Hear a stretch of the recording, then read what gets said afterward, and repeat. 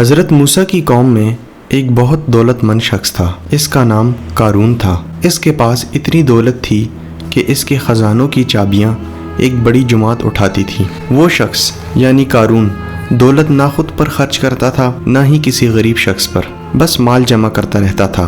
اسے اپنی دولت پر بڑا فخر تھا۔ اس کا کہنا تھا کہ میں نے یہ دولت اپنی محنت سے حاصل کی ہے۔ لوگوں نے اسے بہت سمجھایا کہ تمام دنیا کے لوگوں کو دولت صرف اللہ تعالیٰ عطا کرتا ہے، اس لیے تم اپنی دولت کو اللہ کی راہ میں خرچ کرو۔ لیکن قارون نے کسی کی بات نہ مانی اور مسلسل اللہ کی نافرمانی کرتا رہا۔ پھر ایک دن وہ بڑے فخر کے ساتھ قوم کے لوگوں کے سامنے نکلا جو لوگ دنیا کے طالب تھے۔